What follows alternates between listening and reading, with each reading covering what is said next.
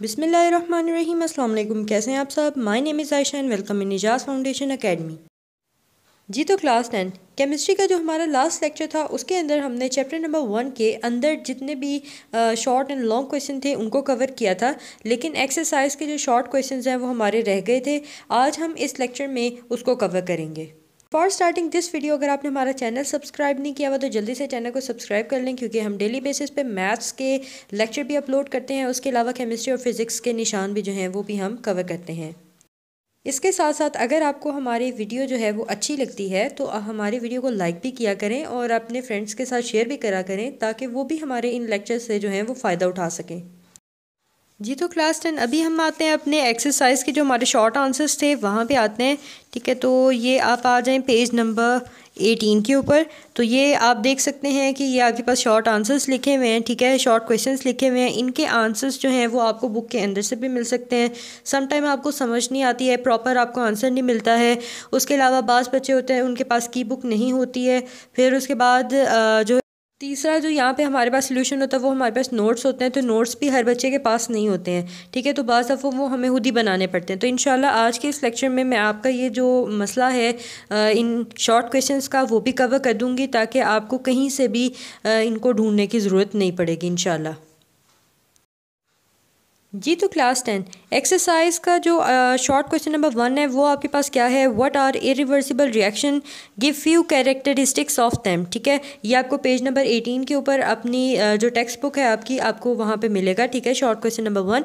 और इसका आंसर क्या है? सबसे पहले उसने आपसे पूछा है इरिवर्सिबल रिएक्शन की डेफिनेशन लिखें, जो कि है those reaction in with the product do not recombine to form reactant are called irreversible reaction.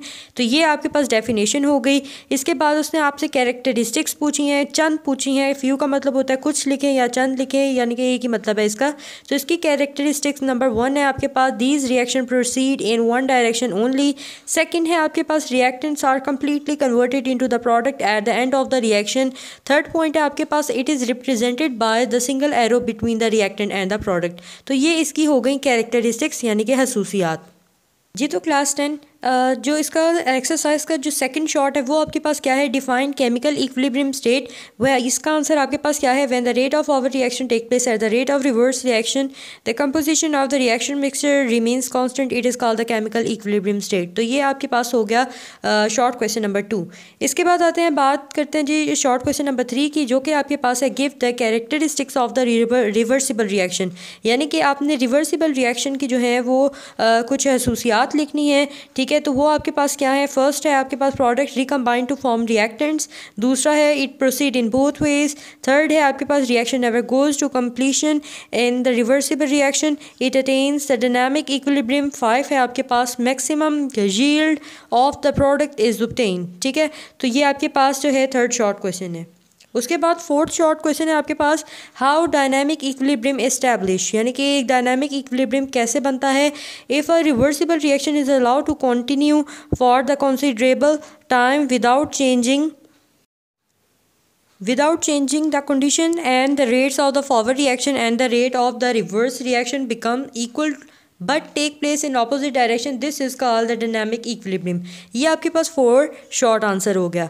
ठीक हो गया। इसके बाद है फिफ्थ वाला आपके पास शॉर्ट क्वेश्चन है why at the equilibrium state reaction does not stop. कहते हैं बताएं कि इक्विलिब्रियम स्टेट के अंदर जो आपका रिएक्शन होता है वो स्टॉप क्यों नहीं होता, यानी कि रुकता क्यों नहीं है? इसका आंसर आपके पास क्या है? It is because of the dynamic equilibrium amount of the reactant and product do not change in the forward and reverse reaction keep on taking place at the same rate but in opposite direction। ये आपके पास 5 short answer हो गया। ठीक है, उसके बाद जो है 6 वाला है आपके पास why equilibrium state is attainable for either way। इसका आंसर क्या है? the concentration of the species at the equilibrium stage attain the same value whether we start the direction in the vessel in the forward direction or backward direction।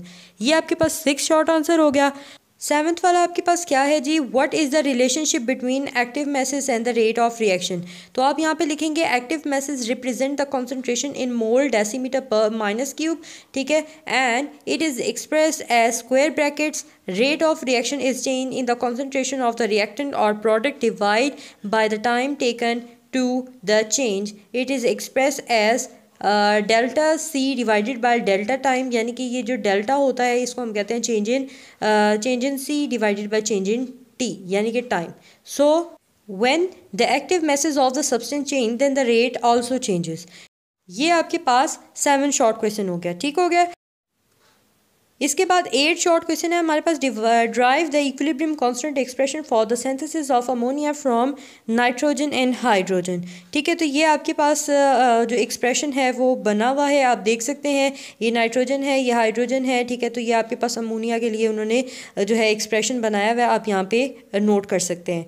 ठीक हो गया. तो ये आपके पास 8 short question हो गया जी. तो क्लास 10 ये आपके पास क्वेश्चन नंबर 9 है. शॉर्ट क्वेश्चन नंबर 9 है, right the equilibrium constant expression for the 2 following reactions. तो आप ये आंसर जो है ये नोट कर सकते हैं. ये शॉर्ट क्वेश्चन नंबर 9 का आंसर है. ठीक है जी. तो क्लास 10 शॉर्ट क्वेश्चन नंबर 10 है आपके पास, how the direction of the reaction can be predicted.